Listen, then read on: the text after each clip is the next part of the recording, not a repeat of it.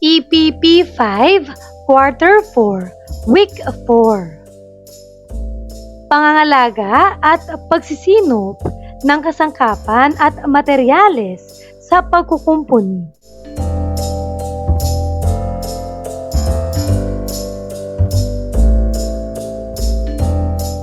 Revise K-12 curriculum with me, teacher, KMT.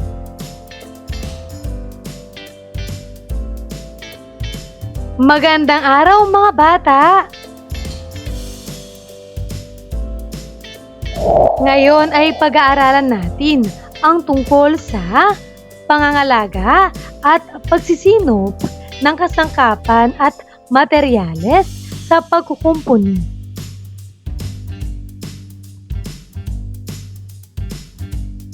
Mga kasanayan. Una, natutukoy ang wastong pangangalaga at pagsisinop ng mga kasangkapan sa pagkukumpuni. Pangalawa, natutukoy ang wastong pangangalaga at pagsisinop ng mga materyales sa pagkukumpuni. Unang araw, maikling balik-aral. Tanong, tugon. Una, magbigay ng iba't ibang materyales na ginagamit sa pagkukumpuni. Magaling. Pako, martilyo, pintura, at tornilyo. Pangalawa, magbigay ng halimbawa kung saan ito ay ginagamit. Tama. Pako, ginagamit sa pagkabit ng mga kahoy tulad ng upuan at mesa. Martilyo, ginagamit sa pagpukpok ng pako at pag-aayos ng sirang kahoy. Pintura, ginagamit sa pagkukumpuni at pagpapaganda ng pader o kahoy na bahagi ng bahay. Tornilyo, ginagamit sa matibay na pagkakabit ng mga bahagi ng muebles o kagamitan.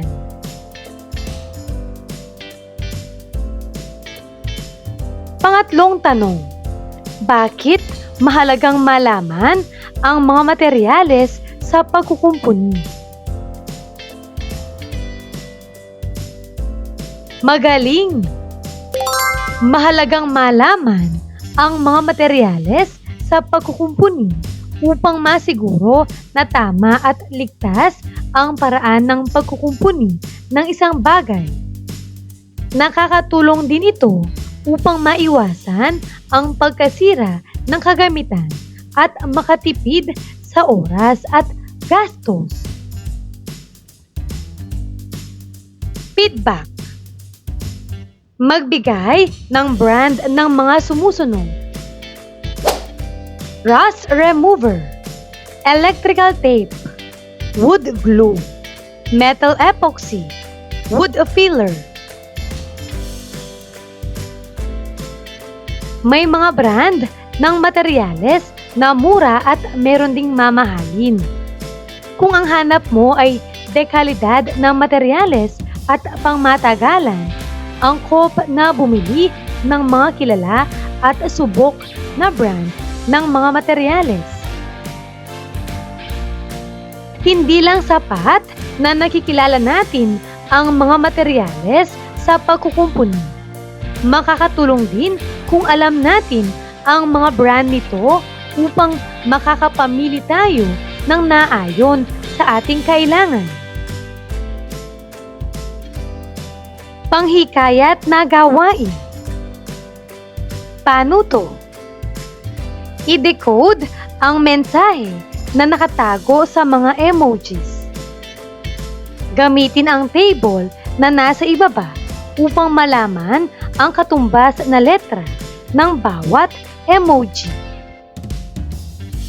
Ang unang grupo na makakapagbigay ng tamang sagot ay siyang mananalo.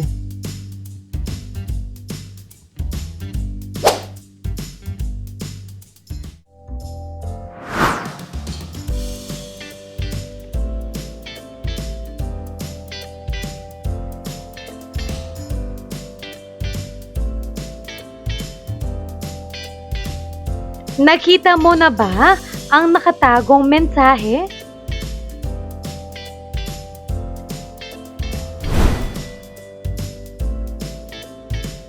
Tama! Ang nakatagong mensahe ay pangangalaga at pagsisinop ng kasangkapan at materyales. Paglinang sa kahalagahan sa pagkatuto sa aralin. Sa inyong palagay, bakit kailangang pangalagaan at isinop ang mga kasangkapan at materyales sa pagkukumpuni? Ano ang maitutulong nito sa inyo na gumagamit ng kasangkapan at materyales? Sa araling ito, kayo ay matututo ng tamang pangangalaga at pagsisinop ng mga kasangkapan at materyales sa pagkukumpuni. Paghawan ng bokabularyo sa nilalaman ng aralin. Una, materyales. Ito ay mga produkto na ginagamit sa paggawa. Ito ay nauubos, naluluma, at napapalitan. Pangalawa, kasangkapan. Ang kasangkapan o kagamitan ay mga bagay na ginagamit upang makatulong sa pagpapadali ng mga gawain. Ikalawa at ikatlong araw. Unang aralin, pangangalaga at pagsisinop ng mga kasangkapan at materyales sa pagkukumpuni. Pagproseso ng pag-unawa. Tanong-tugon. Una, ano-ano ang mga kasangkapan at materyales ang nagamit muna sa paggawa ng iyong proyekto? Pangalawa, paano mo ginamit ang mga ito? Pangatlo, nagawa mo bang maisinop ng maayos ang mga ito pagkatapos mong magamit? Pang-apat, sa iyong palagay, ano ang epekto kung hindi mapapangalagaan at maisisinop ang mga kasangkapan at materyales sa pagkukumpuni? Pinatnubayang pagsasanay. Talakayin na natin ang wastong pangangalaga at pagsisinop ng mga kasangkapan sa pagkukumpuni. Una, maglaan ng lugar, kahon o cabinet para sa mga kasangkapan at materyales sa pagkukumpuni. Iayos ang mga ito ayon sa uri at gamit upang mapadali ang pagkuha at pagbalik sa mga ito. Maaari itong ilagay sa toolbox o kahon.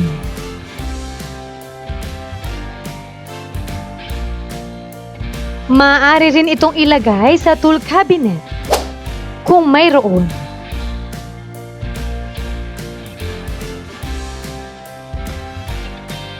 Pangalawa, gamitin ang kasangkapan ayon sa angkop at wastong gamit nito. Narito ang mga halimbawa. Una, pliers. Ang pliers ay ginagamit lamang bilang pamputol o panghawak ng wires. Hindi ito maaaring gamitin bilang pamukpok. Pangalawa, martilyo. Ang martilyo ay ginagamit lamang bilang pamukpok at pambunot ng pako, pambaon ng paet, at pangyupi ng metal. Hindi ito maaaring gamitin bilang pamputol. Pangatlo, screwdriver. Ang screwdriver ay ginagamit lamang bilang panghigpit at pangluwag ng screw. Hindi ito maaaring gamitin bilang pantusok o pambutas. Pangatlo, lagyan ng lubricant ang mga kasangkapang may gumagalaw na parte katulad ng pliers, gunting, adjustable wrench at iba pa. Sa parteng ito dapat ilagay ang lubricant.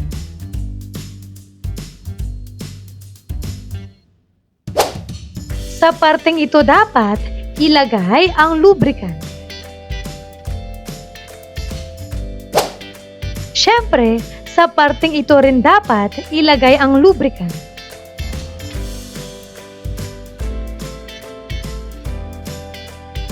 Pang-apat, linisin ang bawat kasangkapan matapos itong gamitin bago ibalik sa tamang lagayan. Punasan at alisin ang mga alikabok. Linisin ang mga mantsa katulad ng langis o grasa. Punasan ng malinis na langis ang mga kasangkapang may talim katulad ng itak at lagari upang hindi kalawangin. Panglima, hasain kung kinakailangan ang mga kasangkapang may talim katulad ng itak, paet, gunting, pliers, at iba pa upang maayos at epektibo itong magamit. Pang-anim, huwag nang gamitin ang mga kasangkapang may sira upang hindi lumala. Makakabuti kung kukumpunihin muna ito bago muling gamitin.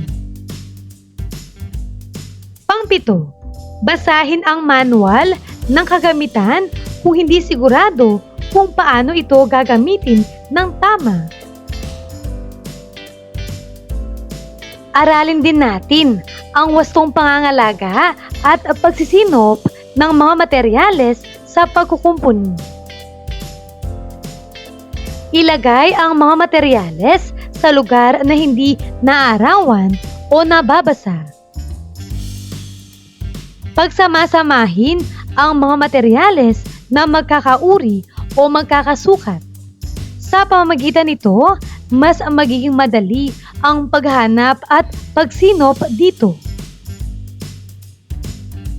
Siguraduhing natakpan ng mabuti ang mga materyales na naglalaman ng likido, katulad ng rust remover, langis, epoxy at iba pa.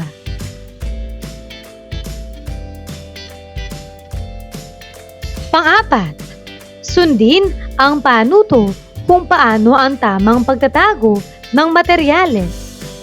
Ang panuto ay madalas na makikita sa lalagyan ng produkto. At syempre, huwag ilagay ang mga babasaging materyales sa mataas na lugar. Paglalapat at pag-uugnay. Gagabayin ka ng iyong guro para sa mga gawain na ito.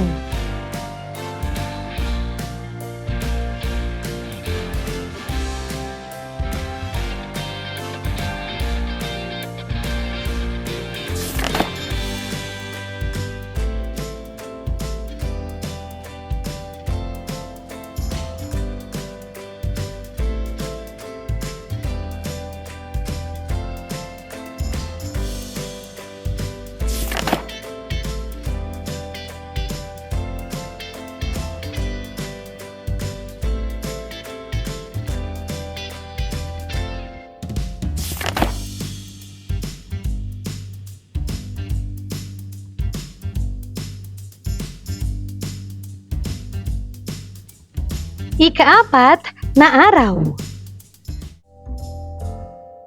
Pabaong pagkatuto. Tanong-tugon. Bakit kailangang pangalagaan at isinop ang mga kasangkapan at materyales sa pagkukumpuni? Magaling!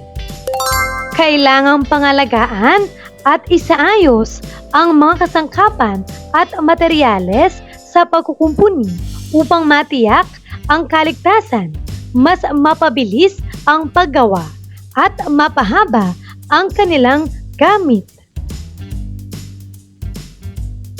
Maaari ka bang magbigay ng halimbawa kung paano mapapangalagaan ang mga kasangkapan sa pagkukumpuni? Tama!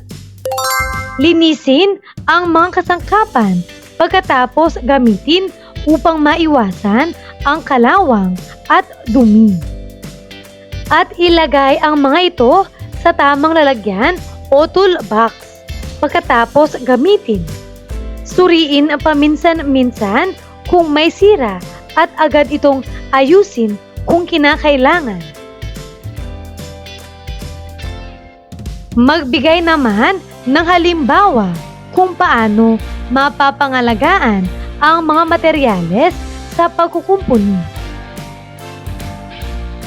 Napakagaling! Itago ang mga materyales sa tuyo at ligtas na lugar upang hindi masira o mabasa. Ayusin at paghiwa-hiwalayin ang mga materyales ayon sa uri para madaling hanapin at magamit. Takpan ang mga materyales tulad ng pintura at semento upang hindi matuyo at masayang. Ngayong alam na ninyo kung paano pangalagaan at isinop ang mga kasangkapan at materyales sa pagkukumpuni, maaasahan ko ba na ito ay inyong maisasagawa sa mga susunod na gawain?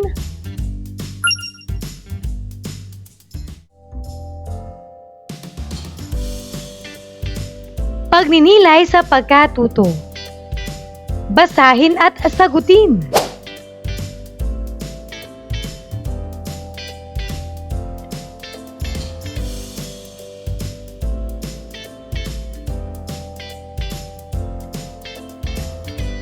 Pagsusulit. Paano to? Basahin ng mabuti ang mga sumusunod na pangungusap. Lagyan ng check kung ang pangungusap ay nagpapakita ng pangangalaga at pagsinop ng mga kasangkapan at materyales. Lagyan naman ng X kung ito ay hindi. Una, maglaan ng lugar, kahon o cabinet para sa mga kasangkapan at materyales sa pagkukumpuni. Check o X. Magaling! Check. Pangalawa, iayos ang mga kasangkapan at materyales ayon sa uri at gamit upang mapadali ang pagkuha at pagbalik sa mga ito. Check o X. Ito ay check.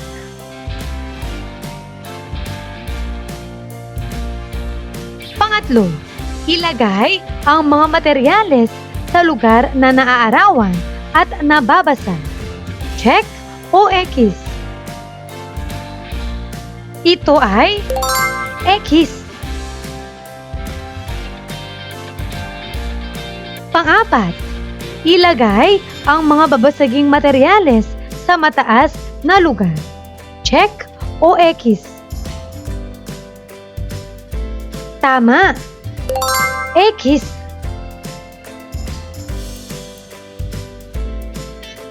Pang-5, gamitin ang kasangkapan ayon sa angkop at wastong gamit nito. Check o X. Ito ay check. Pang-6, Gamitin ang pliers bilang pamukpok. Check o X. Ito ay X. Pang-7, lagyan ng tubig ang mga kasangkapang may gumagalaw na parte katulad ng pliers, gunting, adjustable wrench at iba pa. Check o X. Ito ay X.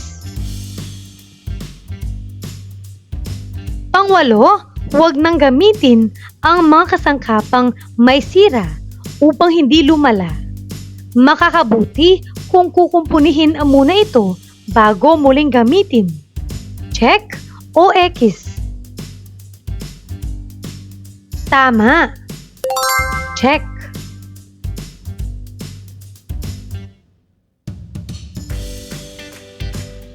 Pang-9, siguraduhin natakpan ng mabuti ang mga materyales na naglalaman ng likido katulad ng rust remover, langis, epoxy at iba pa. Check o X. Ito ay check. Pang-10, linisin ang bawat kasangkapan matapos itong gamitin at bago ibalik sa tamang lagayan. Check o X. Ito ay check.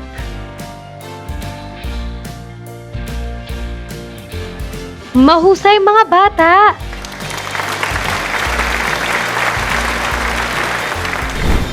Ano ang mga natutuhan mo sa araw na ito?